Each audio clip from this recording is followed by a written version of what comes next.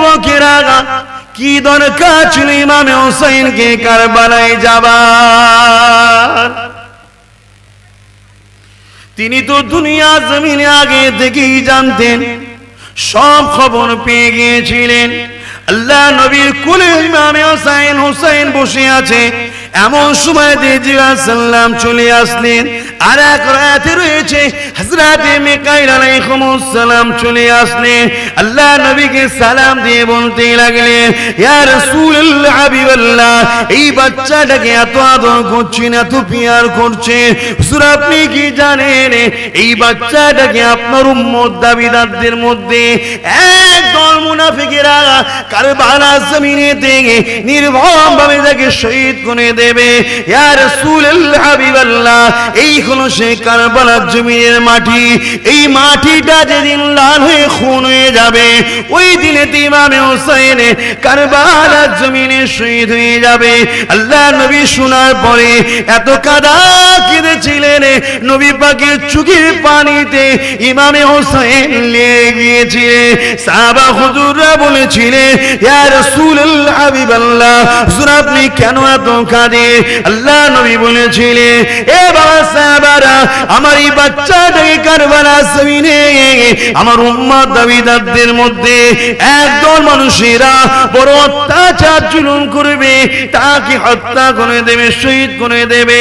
তাই আমি রাসূলুল্লাহ আমার এই বাচ্চাটার এই কথা শুনে কাঁদতে লেগেছি, কিন্তু একটা রাতে দেখাতে পারবেন না।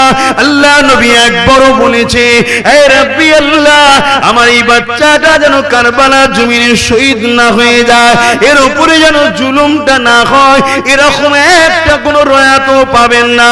হযরতে খাতুনে জান্নাত তিনিও জানতেন এই বাচ্চা আমার কারবালায় শহীদ হবে।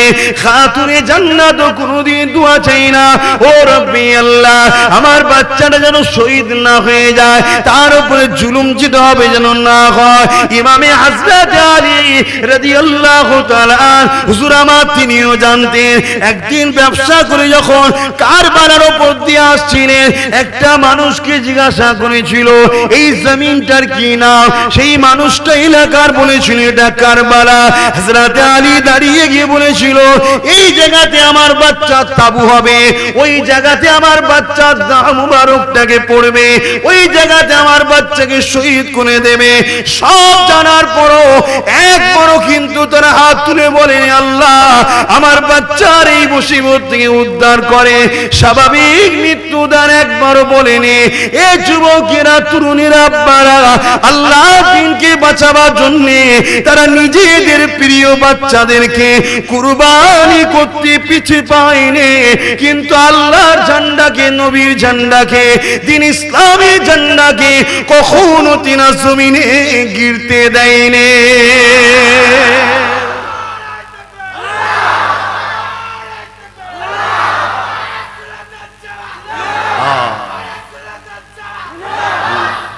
আসেন আমরা ইমামে হোসেনের জীবনী একটু দেখি।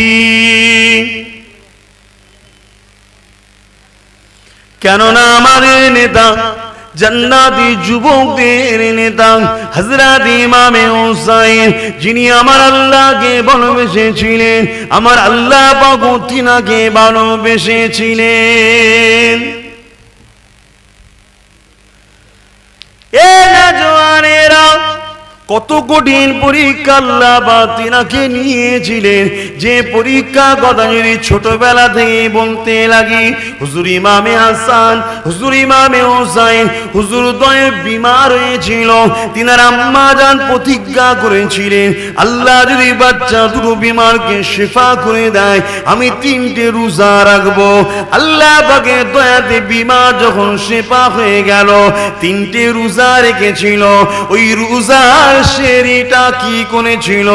শুধুমাত্র ইফতারিটা করেছিল পানি খেয়ে, এবং ইফতারের জন্য একটা জবের রুটি আর কিছু খাজুর রেখেছিল। একটা জবের রুটি আর কিছু খাজুর, খেজুর। রোজা রেখেছে কে? খাতুনে জান্নাত। রোজা রেখেছে কে? হযরতে আলী। রোজা রেখেছে হাসান হোসেন এবং একজন হুজুরের বাড়িতে একজন কাজ করতেন, সেই মহিলাটাও রোজা রেখেছে, হচ্ছে একটা জবের রুটি আর কয়েকটা খাজনা। গরিবী হলে মনে দুঃখ করে লাভ নাই, কেননা মনে রাখবেন আপনার আল্লাহ আপনাকে পরীক্ষা করতে পারে। কাউকে ধন দৌলত দিয়ে পরীক্ষা করে, কাউকে ধন দৌলত কিনে নিয়ে পরীক্ষা করে, কাউকে সন্তান দিয়ে পরীক্ষা করে, কারো সন্তান না দিয়ে পরীক্ষা করে, আবার কাউকে সন্তান কিনে নিয়ে আবার পরীক্ষা করে। এক কথাই মনে রাখবেন, আপনি যদি আল্লাহর উপরে ঈমান নিয়ে আসেন, নবীর উপরে যদি ঈমান নিয়ে আসেন, আপনার উপরে কোনো জুলুম অত্যাচার হয়, মনে রাখবেন দুটো জিনিস হচ্ছে, হয় আপনার গুনাহ মাফ হচ্ছে, না আপনার মাকামকে আল্লাহ পাক আরো বাড়াতে লেগেছে। ধৈর্য ধরতে হবে।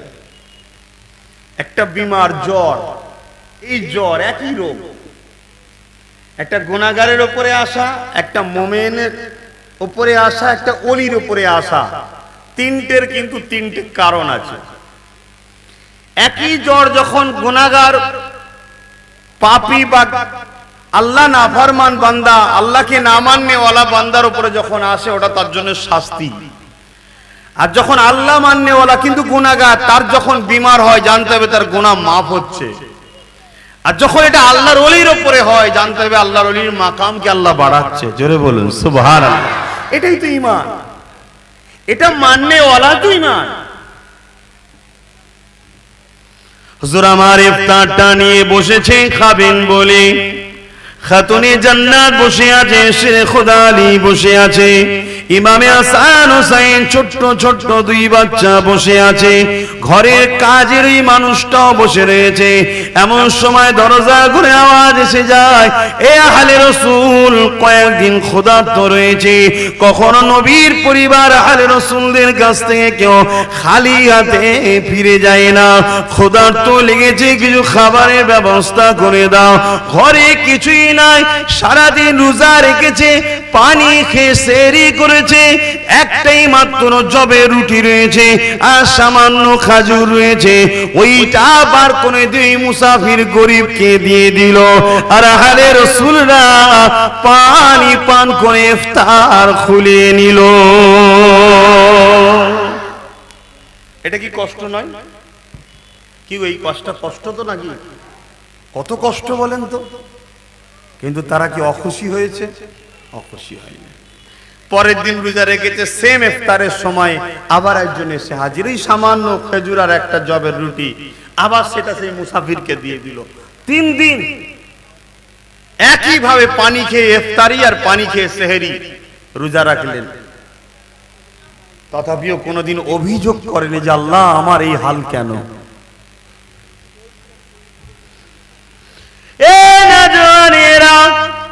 আল্লাহ পাক খাতুনে জান্নাতকে কি সম্মান দিয়েছে শুনুন। ইমামে হুসাইন হুজুরের কথা বলবো, ইমামে হুসাইন হুজুরের আম্মা জানের কথা শুনুন। নামাজ আমরা সবাই পড়ি, রোজা আমরা সবাই রাখি, কিন্তু আল্লাহ পাক ইমামে হুসাইনকে নামাজের নামাজ বানিয়েছে। নামাজের মধ্যে যখন দরুদ পড়ি বৈঠকে, আল্লাহুম্মা সাল্লি আলা মুহাম্মাদ ওয়া আলা আলি মুহাম্মাদ, আলে মুহাম্মাদ, আলে মুহাম্মাদ, আলে মুহাম্মাদের উপরে আল্লাহ শান্তি বর্ষণ করো।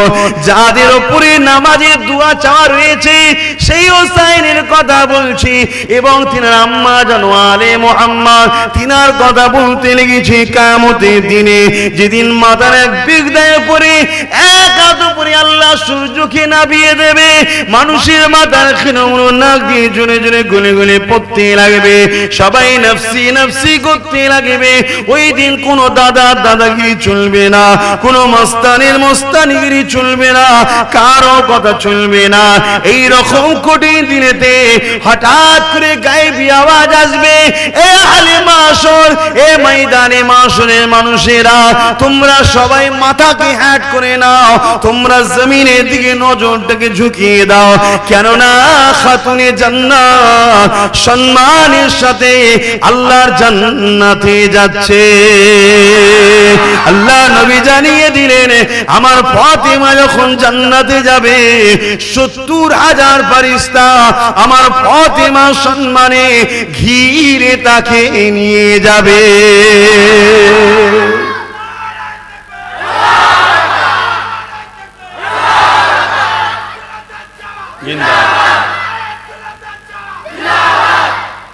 সেই ফাতেমা হুজুরের ঘরে ইফতার হচ্ছে পানি দিয়ে, সেহরি হচ্ছে পানি দিয়ে। বলো, যার আব্বার জন্য কায়নাতকে আল্লাহ তৈরি করেছে, যার আব্বা শুধু একবার তিনার স্ত্রীকে বলেছিল, এই আয়েশা যদি তুমি বলো উহুদ পাহাড়কে সোনা বানিয়ে দেবো আল্লাহকে বলে, তোমাকে মালিকানা দিয়ে দেবো, ভাঙিয়ে ভাঙিয়ে নাও। দোয়া চাইনি, যদি বলো চাইবো, তার মধ্যেই উহুদ পাহাড়ের নিচের ভাগটা আল্লাহ সোনা বানিয়ে দিয়েছে। জোরে বলুন সুবহানাল্লাহ। সেই নবীর মেয়ের ঘরের খবর দেখুন কি, সেহরি হচ্ছে পানিতে, ইফতার হচ্ছে পানিতে, তথাপিও কোনোদিন উফ আহা করেনি যে আল্লাহ কি জুলুম কি কষ্টে আমি আছি। আল্লাহকে যদি ভালোবাসো পরীক্ষা তো তোমায় দিতে হবে। কি গো, আজ বুঝছেন তো নাকি? মন খারাপ করার কিচ্ছু নেই। যুবকেরা আরেকটু আগে চলুন, খাতুনে জান্নাতের কথা আর একটা বলি শুনুন, তারপরে শিরে খোদার একটা কথা বলবো, তারপরে ইমামে হোসেন হুজুরের কথা বলবো। গরমে কষ্ট হচ্ছে বলবো তো নাকি? এ যুবকেরা, হযরতে খাতুনে জান্নাত, কষ্ট তো হবার কিছু নাই। প্রেম যারা করে এর থেকে কঠিন রোদে প্রেমিকার জন্য অপেক্ষা যদি করতে পারি, যে প্রেমিকার জন্য অপেক্ষা করে দুনিয়া পাওয়া যাবে। এখন যাদেরকে প্রেম করতে বলছি তাদের সঙ্গে প্রেম করলে কি পাওয়া যাবে শুনে রেখে দেয়। আল্লাহ নবী বসে আছে, এমন সময় কিয়ামতের কথা বলতে লেগেছে। বুখারী মুসলিমের হাদিস, কোরআনের পরে যে কিতাবটা দরজা রয়েছে, আল্লাহ নবী জাহান্নামের বর্ণনা করছে। এই বর্ণনা করতে করতে নবী আমার কঠিন এমন করে কিয়ামতের কথা যখন বলে, সাহাবা হুজুররা কাঁদে। ওখানে হযরতে আলী বসেছিল। আল্লাহ নবী বলতে লাগলেন, ইয়া রাসূলুল্লাহ, হাবিবাল্লাহ, আমাদের এই কঠিন দিনে কি হবে উপায়? আল্লাহ নবী বলেছিলেন, আলী চিন্তা করো না, তুমি আমি খাতুনে জান্নাত হাসান হোসেন এই কঠিন কিয়ামতের দিনে তো আল্লাহর আরশে আজিমের উপরে বসে জান্নাতি খানা খাবো। হযরতে আলী কি বলেছিলেন, ইয়া রাসূলুল্লাহ, হাবিবাল্লাহ, আমাদের গোলামদের কি হবে উপায়?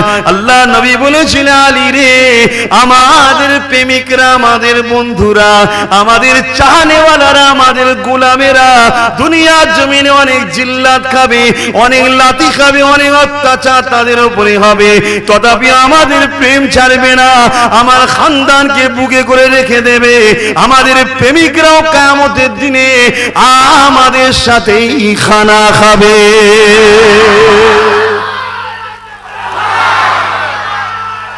আল্লাহ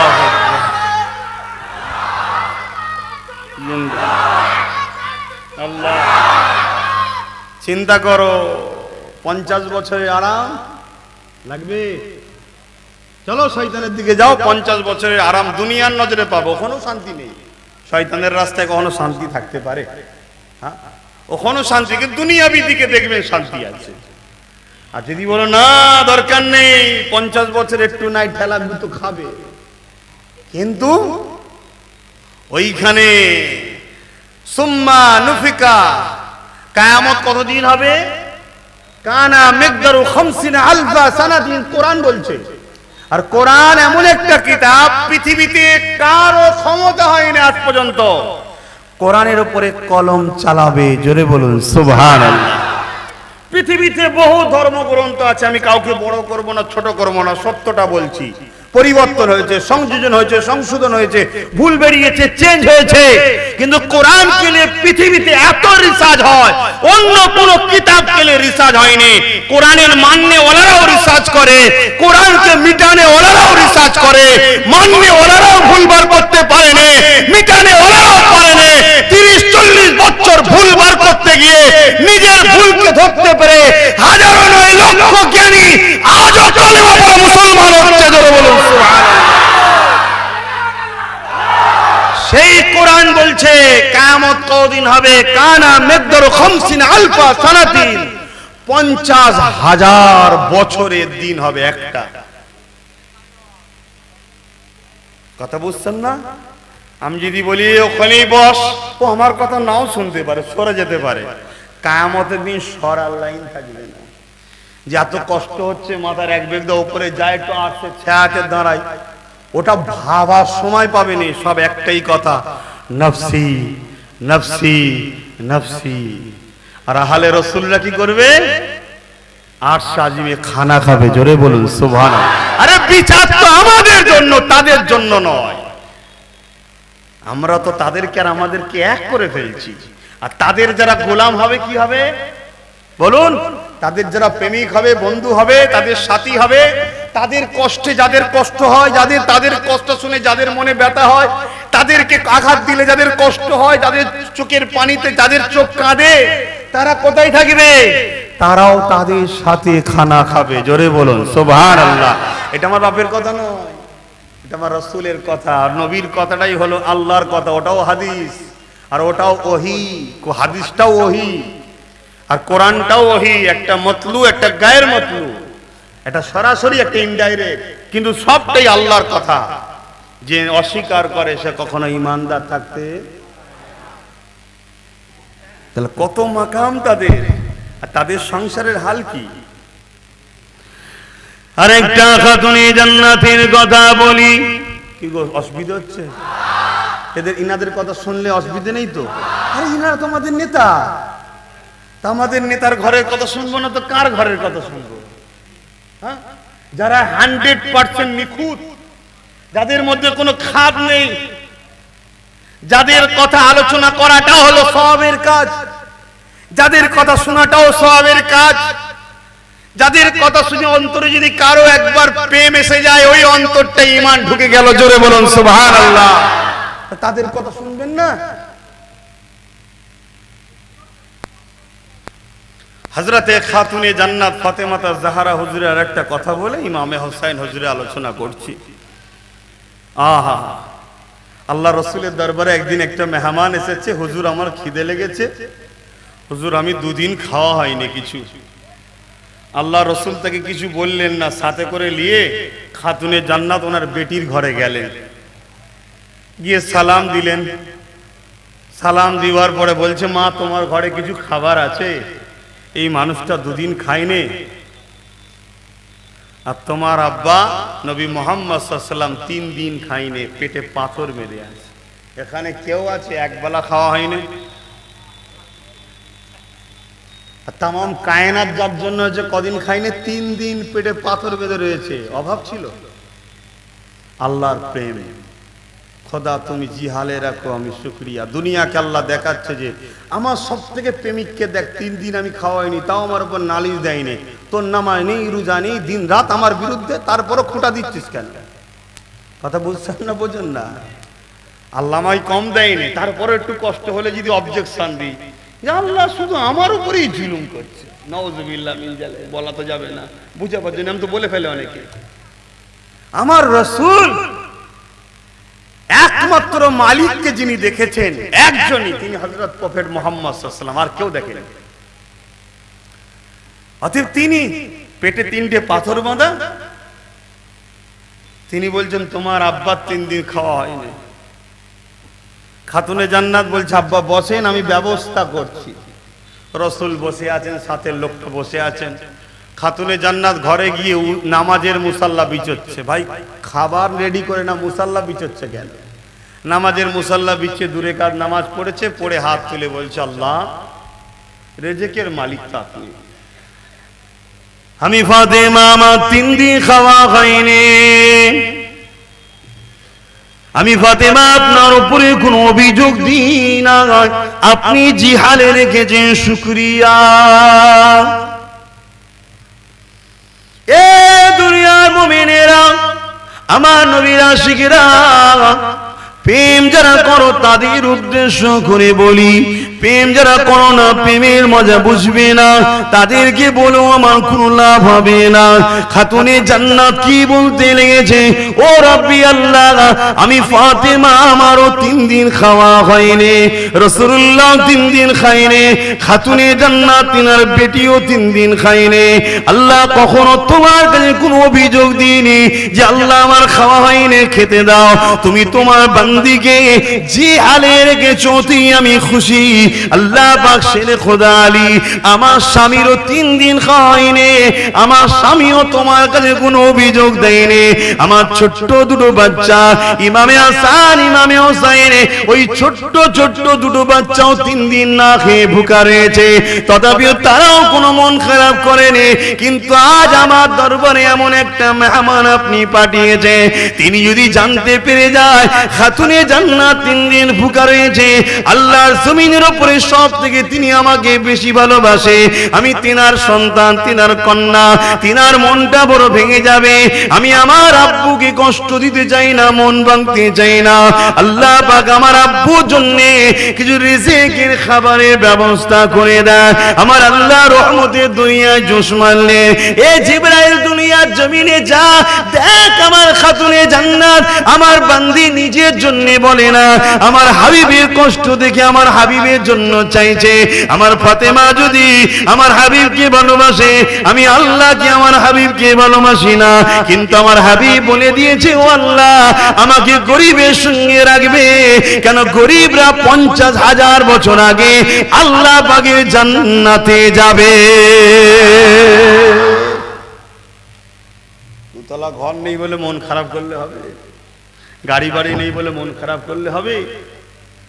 50,000 বছর আগে জান্নাত চলে যাবে, আর এই 50,000 বছর ময়দানে মাহশরে হিসাব দিতে হবে। তুমি কি ভেবেছো আব্বাস সিদ্দিকীরও ছাড় নাকি? আল্লাহ যদি পার করাই তবে হবে, না আমারও লাইন নেই, সব হিসাব দিতে হবে। কার পেয়েছি, এই যে জবানটা চালাচ্ছি, চিল্লাচ্ছি, তার বিনিময়ে তুমি পারিশ্রম দিচ্ছ, তাই তো নাকি? আমাকে যদি আল্লাহ হাওয়া করতো, কেউ দাওয়াত করতো, তাহলে পারিশ্রমটা পেতাম। টাকা ইনকামের ব্যবস্থাটা করে দিল কে? তার আল্লাহ হিসাব নেবে না? 100 টাকা দিয়ে বাপ যদি হিসাব লাই, বাজার কি করেছিস বল, তা আল্লাহ হিসাব নেবে না? তোকে আমি দিয়েছিলাম কোটি কোটি টাকা, গাড়ি বাড়ি সব দিয়ে, কোথা কি করেছিস হিসাব দে, ধরবে না? সব বেটাকে ধরবে, কেউ ছাড় পাবে না। দুনিয়ায় হয়তো আব্বাস সিদ্দিকী অনেক কিছু করছে, মস্তানি করছে, নিজের ইচ্ছা মতো করে ঘুরে বেড়াচ্ছে, পয়সা আছে, যা তার নামে কেস কামারি দিয়ে লোকের উপর দিয়ে গাড়ি তুলে দিয়ে, বুকের উপরে গাড়ি তুলে দিয়েছে, দিয়ে হয়তো ঘুরে বেড়াচ্ছি, কেউ কিছু করতে পারছে না। টাকা আর গরম আছে, মারছি থানায়, অমুক জায়গায়, সব কিছু জায়গায় পার হয়ে চলে যাচ্ছে। কিন্তু ঠিক জায়গায় তো হবে রে বাবা। যত এখানে পাপ হবে ওখানে তত মার হবে, এখানে যত কম হবে ওখানে তত কম হবে। সিস্টেম তো এটা। আপনি কোনটা নিতে চান? মার বেশি নিতে চান তো চালান, আর যদি বলেন না, সবর করে একটা বাহানায়, একটা ওসিলায় আল্লাহ হয়তো আপনার গুনাহকেও মাফ করাতে পারে। কোনো অন্যায় করলেন না, জুলুম করলেন না, মরে গেলেন, ধরে দুমদাম দুমদাম করতে দিল, যে জায়গাগুলো আঘাত লাগলো ওই জায়গাগুলো আপনি সবর করেন, আল্লাহর জাহান্নামের আগুনে পুড়বে না। জোরে বলুন সুবহানাল্লাহ। কেন? আপনি নির্দোষ, আপনি ন্যায়ের পক্ষে ছিলেন, সত্যের পক্ষে ছিলেন, তাই আপনার উপরে আঘাত হয়েছে। এখন আপনাকে বুঝতে হবে, মন খারাপ করার কি আছে? হযরতে খাতুনে জান্নাত খানার জন্য দোয়া চাইতে লাগলেন। এমন সময় দেখা যায় হযরতে জিবরাইল সাল্লাল্লাহু খানা নিয়ে আসলেন। আল্লাহ নবী দরবারে খাতুনে জান্নাত খিদমতে দিলেন।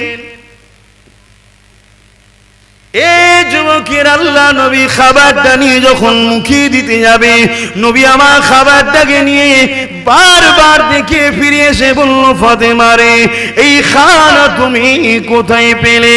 আর তো লুকানো যাবে না, ইয়া রাসূলুল্লাহ, হাবিবাল্লাহ, 3 দিন আমার খাওয়া হয় না, শেরেখুল আলী 3 দিন খাওয়া হয় না, ইমামে হাসান হুসাইনের 3 দিন খাওয়া হয় না, হুজুর ঘরে আমার কিছুই না, আপনার জন্য আল্লাহর কাছে দোয়া চেয়েছি, আল্লাহ জান্নাতি খানা দিয়েছে। এই যুবকেরা, তরুণেরা, দিন দুনিয়ার বাচ্চার ঘরের হালটা দেখে নাও। আজকে তোমার আমার সমাজে সামান্য যদি একটু মাতব্বর হয়ে যায়, তার পরিস্থিতিটা কি দেখো। একটু যদি পয়সাওয়ালা হয়ে যায় ব্যাস। গরিবকে ভালোবাসুন, গরিবকে পিয়ার করুন, গরিবের সাথ দেন, গরিবের সঙ্গে বন্ধু করুন।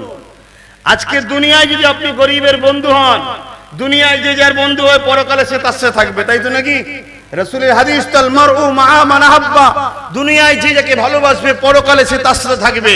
আজকে যে আমি দুনিয়ায় কোন একটা গরিবের বন্ধু হতে পারি, ওর সুখে দুঃখে সর্বসময় ওকে গার্ড দেবো, ওকে হেল্প করবো, ওকে পিয়ার করবো, ওকে সহযোগিতা করবো, কিয়ামতের দিনে ওর সাথে আমারও 50,000 বছর আগে যাওয়া হবে। জোরে বলুন সুবহানাল্লাহ।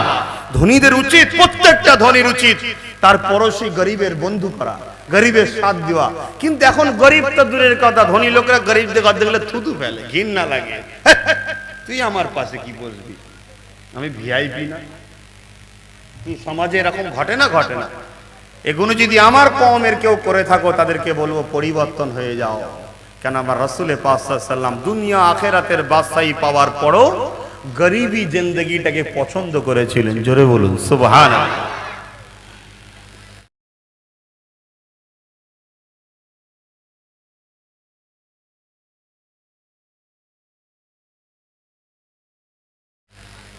আসে ফিরে আসে এবারে ইমামে হুসাইনের কথা একটু আলোচনা করি। এ যুবকেরা, কি দরকার ছিল ইমামে হুসাইনকে কারবালায় যাবার? তিনি তো দুনিয়া জমিনে আগে থেকেই জানতেন, সব খবর পেয়ে গিয়েছিলেন। আল্লাহ নবীর কুলে ইমামে হুসাইন বসে আছে, এমন সময় জিবরাইল সাল্লাম চলে আসলেন।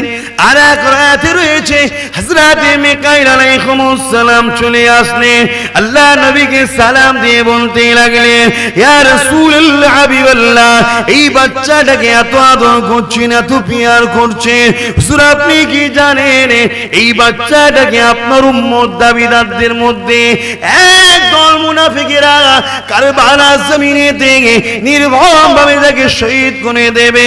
ইয়া রাসূলুল্লাহ হাবিবাল্লাহ, এই হলো সেই কারবালার জমিনের মাটি। এই মাটিটা যেদিন লাল হয়ে খুন হয়ে যাবে, ওই দিনে ইমামে হুসাইন কারবালার জমিনে শহীদ হয়ে যাবে। আল্লাহ নবী শোনার পরে এত কাঁদা কেঁদেছিলেন, নবী পাকের চোখের পানিতে ইমামে হুসাইন লেগে গিয়েছিলেন। সাহাবা হুজুররা বলেছিলেন, ইয়া রাসূলুল্লাহ হাবিবাল্লাহ, হুজুর আপনি কেন এত কাঁদেন? আল্লাহ নবী বলেছিলেন, এ বাবা সাহাবারা, আমার এই বাচ্চাটাকে কারবালা জমিনে আমার উম্মত দাবিদারদের মধ্যে একদল মানুষেরা বড় অত্যাচার জুলুম করবে, তাকে হত্যা করে দেবে, শহীদ করে দেবে। তাই আমি রাসূলুল্লাহ আমার এই বাচ্চাটার এই কথা শুনে কাঁদতে লেগেছি, কিন্তু একটা রাতে দেখাতে পারবেন না। আল্লাহ নবী একবারও বলেছে, হে রাব্বি আল্লাহ, আমার এই বাচ্চাটা যেন কারবালার জমিনে শহীদ না হয়ে যায়, এর উপরে যেন জুলুমটা না হয়, এরকম একটা কোন রয়াতও পাবেন না। হযরতে খাতুনে জান্নাত তিনিও জানতেন এই বাচ্চা আমার কারবালায় শহীদ হবে। খাতুনে জান্নাতও কোনোদিন দোয়া চাই না, ও রাব্বি আল্লাহ, আমার বাচ্চাটা যেন শহীদ না হয়ে যায়, তার উপরে জুলুম যেটা হবে যেন না হয়। ইমামে হযরত আলী রাদিয়াল্লাহু তাআলা হুজুর আমার তিনিও জানতেন, একদিন ব্যবসা করে যখন কারবালার উপর দিয়ে আসছিলেন, একটা মানুষকে জিজ্ঞাসা করেছিল এই জমিনটার কি নাম? সেই মানুষটা এলাকার বলেছিল এটা কারবালা। হযরত আলী দাঁড়িয়ে গিয়ে বলেছিল, এই জায়গাতে আমার বাচ্চার তাবু হবে, ওই জায়গাতে আমার বাচ্চার দাম মুবারকটাকে পড়বে, ওই জায়গাতে আমার বাচ্চাকে শহীদ করে দেবে। সব জানার পরও একবারও কিন্তু তারা হাত তুলে বলে, আল্লাহ আমার বাচ্চার এই মুসিবত থেকে উদ্ধার করে স্বাভাবিক মৃত্যু দান একবারও বলেনি। এ যুবকেরা, তরুণীরা, আব্বারা, আল্লাহ দিনকে বাঁচাবার জন্য তারা নিজেদের প্রিয় বাচ্চাদেরকে কুরবানি করতে পিছে পায়নি, কিন্তু আল্লাহর ঝান্ডাকে, নবীর ঝান্ডাকে, দিন ইসলামের ঝান্ডাকে কখনো তিনা জমিনে গিরতে দেয়নি।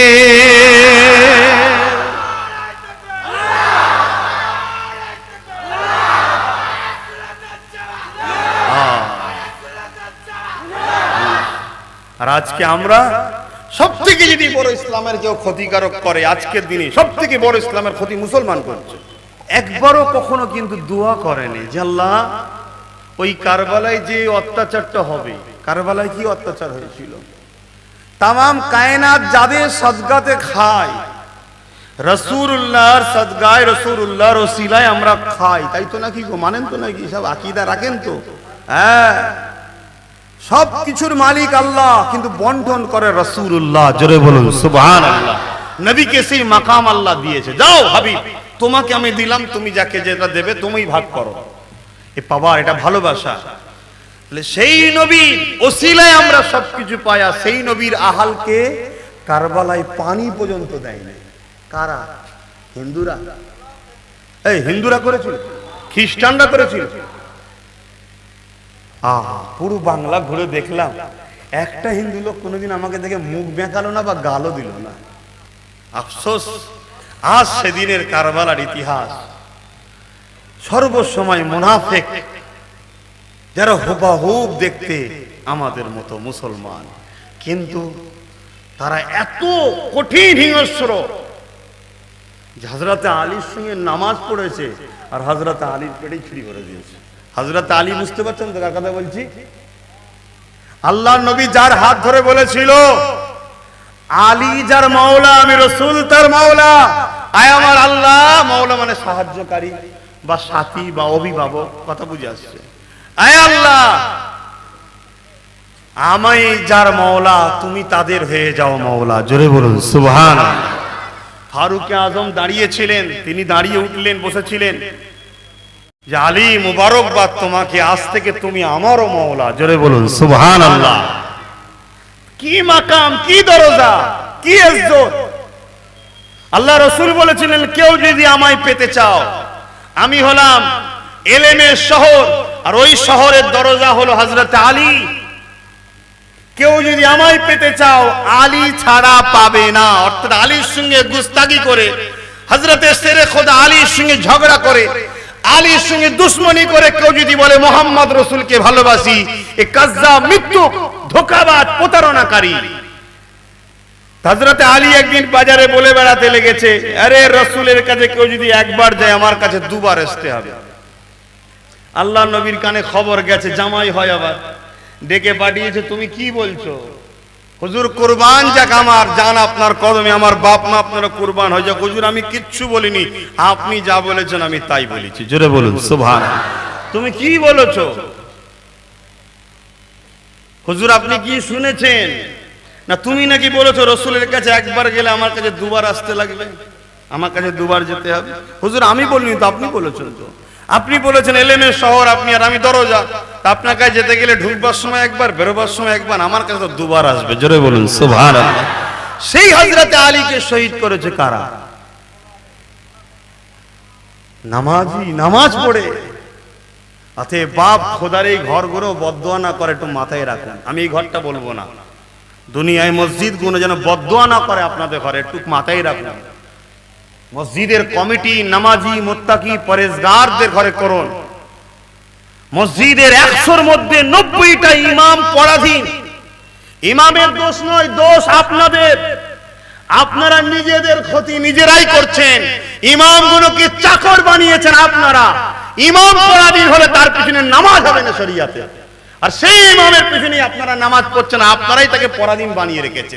তার কথা বলার অধিকার নেই, সে সত্য কথা বলতে পারবে না, সে একটুখানি হাসতে পারবে না, সে একটু কোনো জায়গায় যাবে, তার স্বাধীনতা নেই। তাকে পরাধীন আপনারা বানিয়েছেন। ঘরের দরওয়ানকে দিচ্ছেন 10,000 20,000 টাকা, আর আল্লাহর ঘরের ইমাম তাকে দিচ্ছেন 4,000। তাও হাত কাঁপছে, দেখে দেখে ছিঁড়া নোট, পচা নোট গুলো দিচ্ছে। ইমাম বলছে এটা চলবে, লিলে হইলে নাই চলে যা। কার সাথে কথা বলছেন? এগুলো মাথায় রাখুন, আযাবের শিকার হবেন আপনারা। আর ইমাম হুজুরদের ঘরে বা আলেম ইমাম হযরতদের বলবো, নিজেদের অস্তিত্ব নিজেরা বাঁচান। দালাল যদি করতে হয় মুহাম্মদ রাসূলের হন, দালালি যদি করতে হয় ইমাম হোসেনের করুন। কোন বেঈমান, জালিম, সন্ত্রাসদের দালালি করবেন না। যদি দালালি করতে হন মুহাম্মদ সাল্লাল্লাহু আলাইহি সাল্লামের খানদানের করবেন। আর না হয় আল্লাহ আপনার ইজ্জত তো নাবিয়েছে, আরো নাবিয়ে দেবে, আপনি আফসোস করবেন। দুটো কথাই বলে গেলাম। এতে আপনাদের গায়ে লাগলে মাফ করবেন, ইমাম সাহেবদের গায়ে লাগলেও মাফ করবেন, কিন্তু সত্য কথা বলে যাচ্ছি, নিজের ইজ্জত নিজেকে বাঁচাতে হবে। আর আপনাদের বলে যায়, পরাধীন ইমামের পেছনে নামাজ হবে না, ইমামকে আপনারা পরাধীন বানাবেন না। আর মসজিদ কোনো যেন বদদোয়া না করে, এটাও মাথায় রাখবেন। হাসেন, আমার ইমামের কথা বলছিলাম। আমার ইমাম কারবালার জমিনে গেলেন। অনেক বড় কথা বলতে গেলে আরো সময় লাগবে।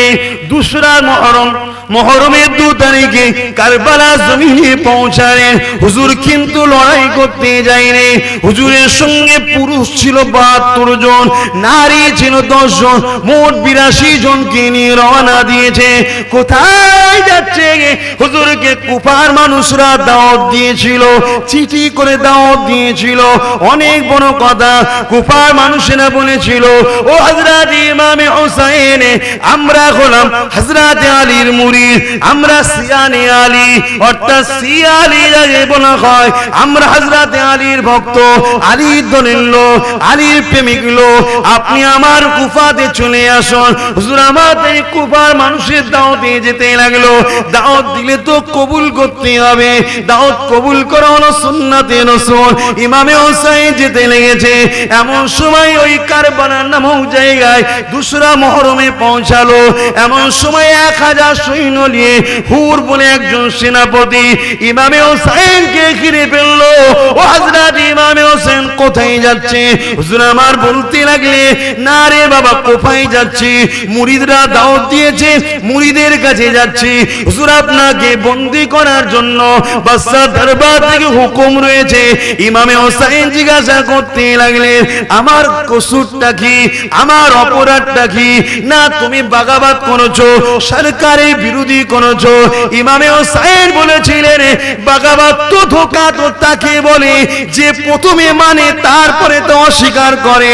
আমি তো কোনো দিনে জিতকে মানিনি, তাহলে ধোঁকা কোথায় দিলাম, বাগাবাদ করলাম কোথায়?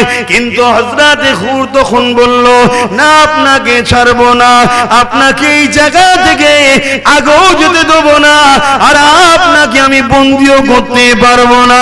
কেন? আমি রাত ধর্ম পালন করছি ঠিকই, কিন্তু আমার ভেতরটা মুহাম্মদ রাসূলের গোলামি রয়েছে। আজও বহুত মানুষ চায় নবীর খানদানদের বিরুদ্ধে বলবো না, কিন্তু মজবুরিতে তারা জড়িয়ে যাচ্ছে। মজবুরিতে ভেতরটা রয়েছে, কিন্তু বাইরেটা মজবুরিতে বলে ফেলছে। হুরেরও সমস্যা ঠিক তেমনই হয়েছিল। তো অনেক বড় কথা, হুজুরকে যেতে দেয়া হলো না। হুজুর আগিয়ে গেলেন, ওখানে দাঁড়িয়ে গেলেন। তারপরে হুজুরকে ওই হুর পরামর্শ দিতে লাগলো যে আপনি এক কাজ করুন, আপনি রাত্রিরে আমাদের চোখের আড়ালে আপনি মক্কায় ফিরে যান।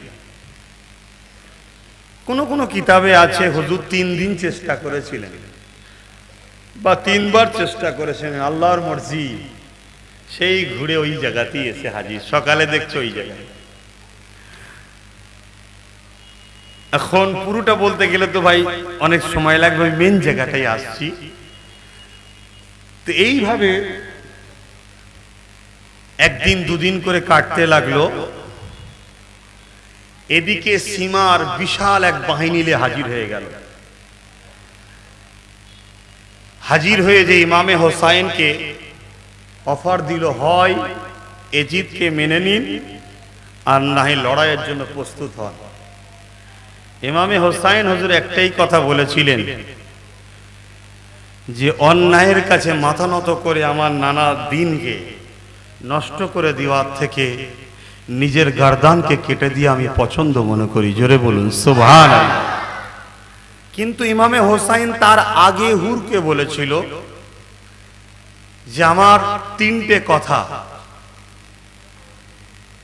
আমাকে হয় মক্কায় যেতে দেওয়া হোক, আর না হয় কুফাতে যেতে দেওয়া হোক, আর না হয় আমাকে এজিদের কাছে নিয়ে যাওয়া হোক, আমি এজিদের সঙ্গে কথা বলব।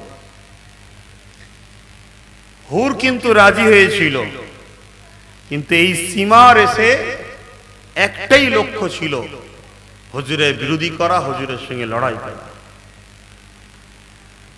9 মুহররমে এমন করে সৈন্য যখন হামলা করতে যাবে, ওই রাতটুকু হুজুর আবার লোক পাঠিয়ে বলল যে আজকে রাতটুকু যেন হামলা না করে, আজকে রাতটুকু যেন বিরত রাখা হয়। ওই রাতটুকু হুজুর সারা রাত কোরআন তেলাওয়াত করেছিলেন, নামাজ পড়েছিলেন এবং খুতবা দিয়েছিলেন। সেই খুতবাতে হুজুর বলেছিলেন, সেই খুতবার একটা ছোট্ট অংশ আপনাদের কাছে শোনাচ্ছি। কোনোদিন যদি দেখো কোনো জালিম রাজা বা কোনো জালিম আমার নানার ইসলামকে বিরুদ্ধে কোনো কাজকে প্রতিষ্ঠিত করতে চাইছে, আমার নানার প্রেমিকদের উচিত তার বিরুদ্ধে ক্ষমতা থাকলে হাত দিয়ে লড়াই করো, হাতে না ক্ষমতা থাকলে মুখ দিয়ে করো, মুখে না থাকলে অন্তর দিয়ে সেটাকে ঘৃণা করো। যদি এর মধ্যে কোনোটা না থাকে তাহলে সেই জালিমের সঙ্গেই তাকে আল্লাহ পরকালে জাহান্নামে দেবে। ইমামে হোসাইনের কথা মানবেন না মানবেন না? ইমাম হোসাইন সাহাবী ছিলেন না ছিলেন না? তিনি সাহাবী। সাহাবীরাও দলিল আসাবিকান নুজুম বিআইদিহিম ইক্তাদাইতুম ইহতাদাইতুম। আমার রাসূলের সাহাবারা হলো আকাশের তারকারা, জিন নাই, যাকেই মানবেন হিদায়াত পেয়ে যাবেন। লাজকে ভাবো, আল্লাহ নবী নওয়াজা ইমামে হোসাইনকে জিজ্ঞাসা করা হয়েছিল, ও হযরত ইমামে হোসাইন, সবাই তো ইজিদকে মেনে নিয়েছে, আপনি কেন মানবেন না? ইমামে হোসাইন বলেছিলেন, আমি তক্তার জন্য লড়াই করিনি, সিংহাসনের জন্য লড়াই করিনি, আমি সম্রাট হব, রাজা হব, নেতা হব, এর জন্য লড়াই করিনি। এ বিশ্বজগতের মানুষ, এ যে ছিল শরাবী, এ যে ছিল চরিত্রহীন, এ যে ছিল শরিয়ত বিরোধী, এ যে গান তামাশা খেল তামাশা দিয়ে থাকতো, নারীর সঙ্গে অবৈধ সম্পর্ক রাখতো, আল্লাহ নবী দ্বীনের বেখিলাফ ছিল। আমি হোসাইন যদি অন্যায় যদি মাথা নত করে দিই, তার সঙ্গে হাত মিলিয়ে যদি নিই, কিয়ামত পর্যন্ত আমার নানার উম্মতেরা তাহলে যুগে যুগে যুগে যুগে অন্যায়ের কাছে মাথা নত করে দেবে, অন্যায়ের কাছে বায়াত হয়ে যাবে, অন্যায়ের কাছে হাত ধরে নেবে। আমি ইমামে হোসেন এজি যদি পরিবর্তন হয়ে যায়, ওর হাতে হাত দিতে আমার কোনো অসুবিধে নাই। এ দুনিয়ার মানুষেরা যারা ইমামে হোসেনের সঙ্গে জান্নাতে যাবার আশা রাখো, হুজুরকে জান্নাতের যুবক মনে রাখো, জীবনে কোনোদিন শরাব পান করো না। যদি করে বলো আজকে দিনই তওবা করে নাও, তওবা করে পরিবর্তন হয়ে যাও। শরাব যেমন পান করবে না, শরাবের সঙ্গে বন্ধু করতে পারবে না, শরাবীকে সাপোর্ট করতে পারবে না, কারণ আমার নবী রক্ত পানি করে এই শরাবকে বন্ধ করেছিল। আজকে যদি কেউ শরাবকে প্রতিষ্ঠিত করতে চায়, তাকে ক্ষমতা থাকলে হাত দিয়ে রুখে দাও, যদি হাতে ক্ষমতা না থাকে মুখ দিয়ে রুখে দাও, মুখে যদি ক্ষমতা না থাকে অন্তর থেকে ঘৃণা করো। এই তিনটের মধ্যে কোনটা যদি তোমার মধ্যে না পাওয়া যায়, আল্লাহর কসম বলে যায়, তুমি নামাজি হতে পারো, তুমি রুজবি সাহেব হতে পারো, তুমি মুফতি হতে পারো, আলেম হতে পারো, রাসূলের হাদিস অনুযায়ী ঈমান বলে তোমার মধ্যে কিছু নাই। আর বেঈমান কোনদিন জান্নাত যাওয়া তো দূরের কথা, আল্লাহর জান্নাতের খুশবু পাবে না। কি গো, অসুবিধা হচ্ছে না? ওয়াজ করা যাবে না? কারবালার ময়দানে হুজুর হাজির 9 তারিখে সারা রাত ইবাদত করতে লেগেছে। আহা কি অবস্থা! ছোট্ট একটা বাচ্চা আলী আসগার, কি নাম?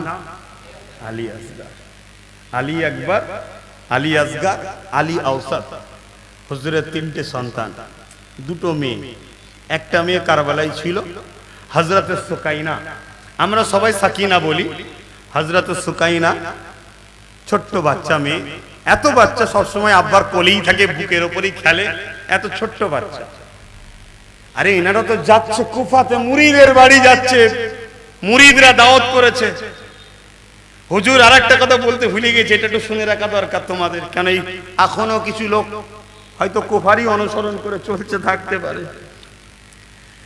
তো হুজুর এই কারবালাতে যখন তাবু করলেন, বললেন এখান থেকে তো কুফা বেশি দূর নয়, কয়েকজনকে পাঠালেন, যাও কুফার লোককে গিয়ে বলো হুজুর কারবালায় এসেছে, ওইখানে হাজির হতে, ওখানেই বায়াত হবে, ওখানেই দ্বীনের শিক্ষা দেওয়া হবে, ওখানে চলো।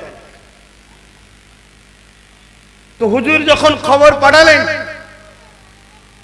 কুফা থেকে একজন মানুষ এসছে, এসে বলছেন হুজুর আপনি কোথায় যাচ্ছেন? না কুফায় যাচ্ছি। বলেছিল হুজুর কুফার মানুষের দিলটা আপনার সাথে আছে, কিন্তু অর্থ পেয়ে ওরা সরকারের দিকে চলে গেছে। বুঝতে পারছেন না? চলে গেছে হুজুর, ওরা এখন তরোয়াল ধরেছে আপনার বিরুদ্ধেই লড়বে বলে। হুজুরের বড় আফসোস হলেন। 22,000 সৈন্য এসেছে, 22,000। যারা হুজুরকে চিঠিতে দেখেছিল 22,000 লোক আবার হুজুরের বিরুদ্ধে তরবাল ধরেছে সামান্য কিছু পয়সাতে। বুঝতে পারছেন তো? এটা দুনিয়া, এটা দুনিয়া। কিন্তু আপনাদের প্রশ্ন করি, যারা হুজুরের বিরুদ্ধে তরবাল ধরলো সামান্যই পয়সা, তাদের দুনিয়াও বরবাদ হয়ে গেল। কি হলো ভাই, এখানে ধোঁ বেরোলো কেন গো বাস্ত হয়ে? তাদের দুনিয়াও বরবাদ হয়ে গেল, তাদের আখেরাত। আমার দিকে দেখুন না, মিস্ত্রি দেখছে। যতক্ষণ আছে হ্যাঁ ততক্ষণই থাকবে। তাদের দুনিয়াটাও বরবাদ হলো আর আখেরাত বরবাদ হলো। হযরত ইমামে পাক হুজুর আমার এমন করে রাত জেগে ইবাদত করতে লাগলেন। এই যুবকেরা, হুজুর আমার সে রাতে দিয়ে তাহাজ্জুদে নামাজ পড়ে নিয়ে একটু বিছানাতে পিঠ দিয়েছেন। হুজুর আমার ঘুমিয়ে পড়েছেন। কিছুক্ষণ পরে উঠে হুজুর আমার মুচকে মুচকে হাসে। হুজুরের বোন এসে হাজির হয়ে যায়। ভাই আপনি কেন আসেন? ওই সময় ইমাম হোসেন বলেছিলেন, নানা জান কে কবে দেখলাম, নানা জান আমার জন্যে আবে কৌসারের পানি নিয়ে দাঁড়িয়ে আছে। নানা দেরি করো না, চলে আসো, তুমি আবে কৌসারের পানি আমার কাছে পান করবে। অতএব সময় আমার বেশিক্ষণ নাই, আমাকে দুনিয়া ছেড়ে চলে যেতে হবে। তোমাদের কি আল্লাহর আমানে রেখে দিলাম। অনেক বড় কথা, একটার পর একটা। পরের দিন লড়াই শুরু হয়ে যায়। হযরত ইমামে হাসান হুজুরের একটা সন্তান ছিল, এই 16 থেকে 18 বছর বয়স হবে। এত সুন্দর দেখতে, আকাশের চাঁদও দেখে লজ্জায় পড়ে যেত, এত সুন্দর দেখতে। আরে জান্নাতি ঘরে, নূরের ঘরে, নূরের বাচ্চা। এমন করে 18 বছরের বাচ্চাটা এমন করে দাঁড়িয়ে গেল। চাচা যান, আমাকে ইজাজত দেন, আমার নাম দিনের জন্য, আপনার জন্য, আল্লাহর জন্য আমিও কারবালার মাঠে শহীদ হতে চাই। ইমামে হোসেন বলেছিল, না না না, আমার আব্বা তোমার আব্বার কাছে আমাকে বলেছিল যে আমার ভাইপো, তোমার ভাইপো গুলোকে তুমি দেখবে। ওই সময় হযরত কাসেম বলেছিলেন, হুজুর আমার আব্বা জান আমার কাছে একটা চিঠি দিয়েছিল, বলেছিল যখন তোমার চাচা বা কোনো মুসিবতে পড়ে যাবে এই চিঠিটা খুলে দেখবে। ওই চিঠিটা আজকে খুলে দেখেছিলাম। ওই চিঠিতে লেখা আছে, কোনোদিন যদি তোমার চাচা ইমামে হোসেন যদি বিপদে পড়ে যায়, নিজের জান দিয়েও তোমার চাচার পাশে দাঁড়িয়ে থাকবে। আমার আব্বার ওয়াদাটা পূরণ করে আজকে সুযোগটা আমাকে দিন। এই কথাটা শুনে ইমামে হোসেন ইজাজতটা দিয়ে দিলে। জান্নাতি ঘরে জান্নাতি ছেলে তরোয়াল নিয়ে যখন আগিয়ে যেতে লেগেছে, এমন করে কারবালার মাঠে নেমেছে। ওই সময় সীমার বাহিনী থেকে বলতে লেগেছে, এই ছোট্ট বাচ্চার সঙ্গে কে লড়াই করবে? আর ইমামে হোসেন হাসান হুজুরের সন্তান হযরত কাসেম বলেছিলেন, তোমাদের মধ্যে যদি কেউ বীর থাকে একা একা আমার মোকাবেলা করো।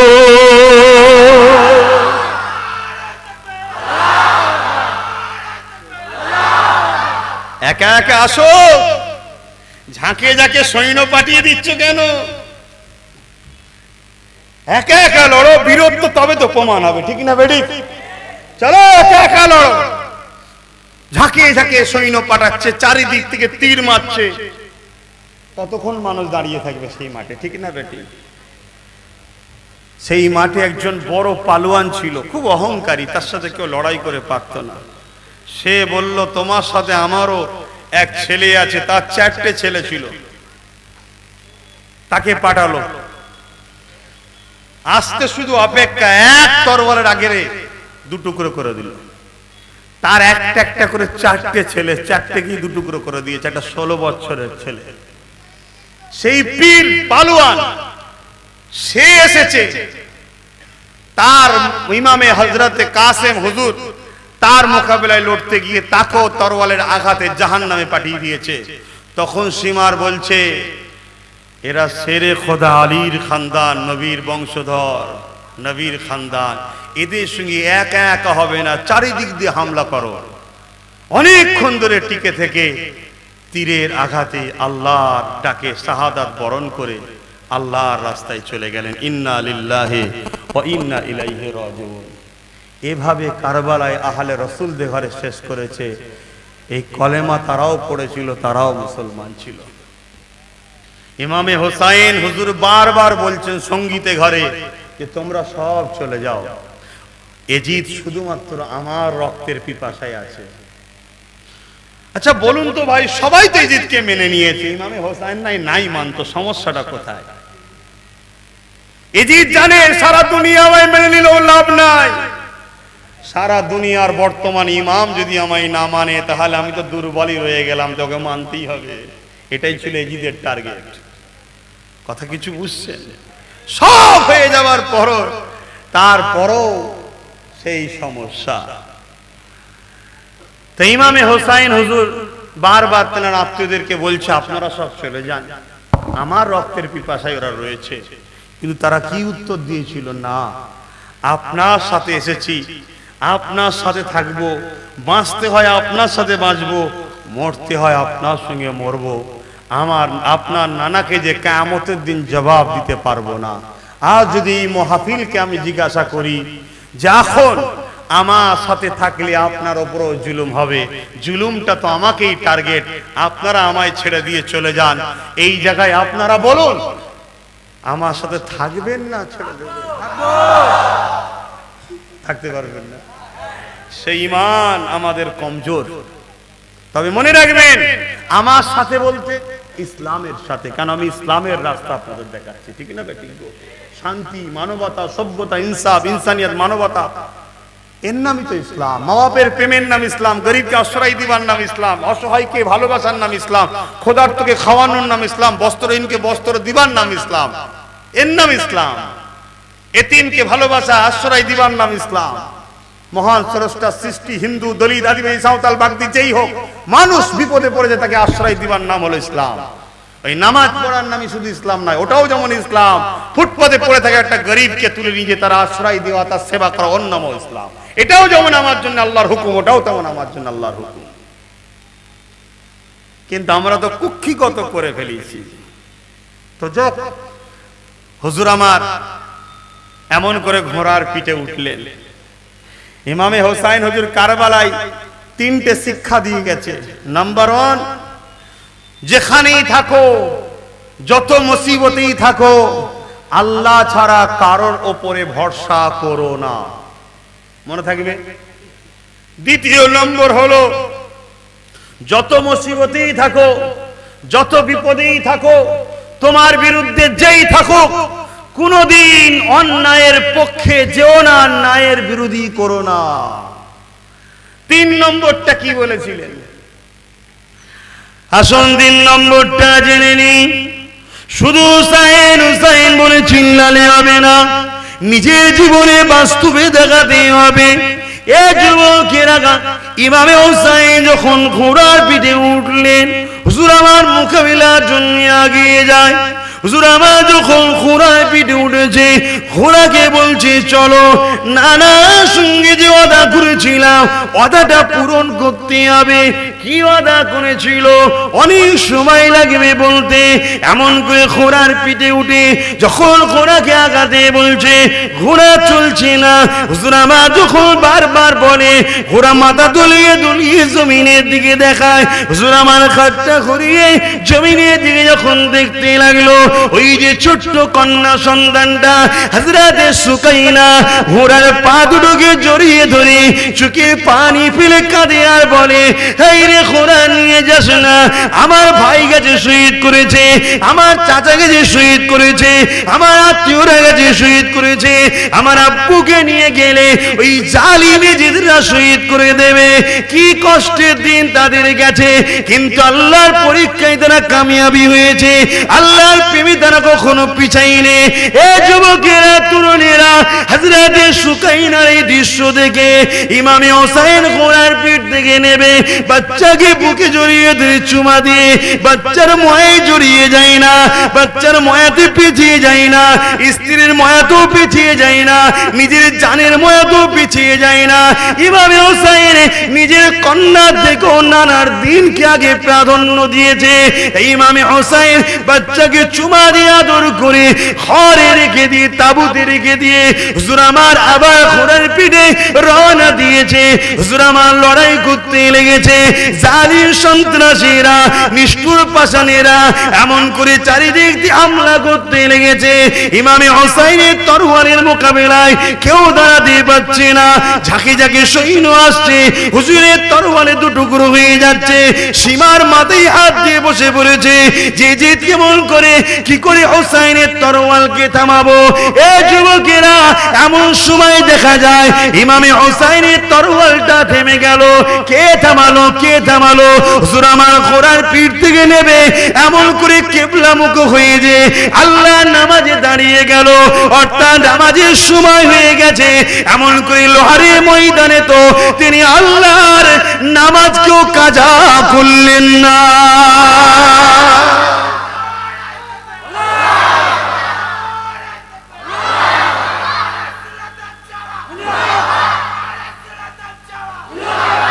প্রেম আল্লাহর উপরে তো এইটা।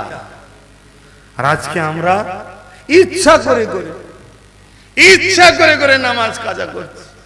সামান্য দুনিয়ার স্বার্থে এক কাপ চা খাওয়াবে বন্ধু, বসে বসে নামাজ কাজা। 200 টাকা পাবে বন্ধু দেবে, বসে বসে নামাজ কাজা।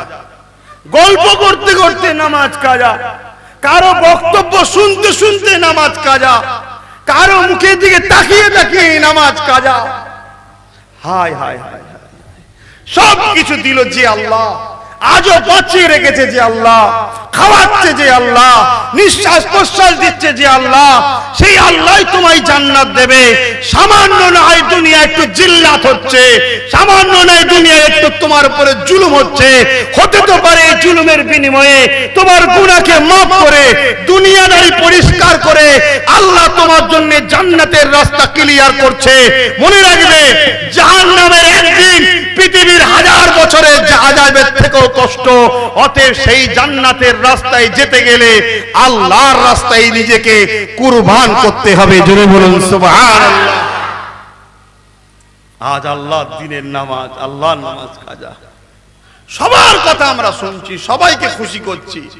যিনি আমাদেরকে মায়ের পেটে 10 মাস 10 দিন খাওয়ালো, মায়ের স্তনে দুধ দিল, যেটা পৃথিবীর কোনো প্রোটিন পাওয়ার তৈরি করতে পারে না, যে আল্লাহ আমাদেরকে সুন্দর দুটো চোখ দিল, কান দিল, হাত দিল, জবানে কথা দিল, সব কিছু দিল, সেই আল্লাহর কিন্তু নাফরমানি করছি।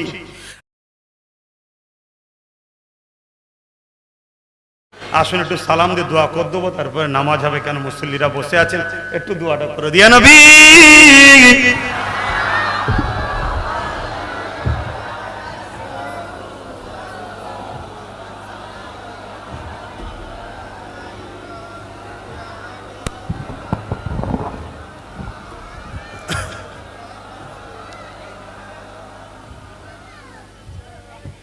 সেদিন আর এদিনের মধ্যে একটাই পার্থক্য হয়ে গেছে।